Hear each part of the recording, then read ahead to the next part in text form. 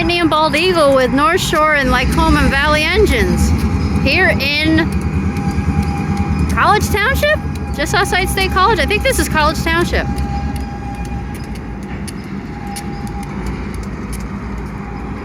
I've never seen Nittany work over here, so this is a first. The line ends at Lemont. This is the old Lewisburg and Tyrone line.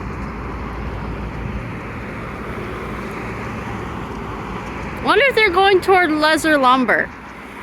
Might be something out there. I've just never seen them out here before. This is cool.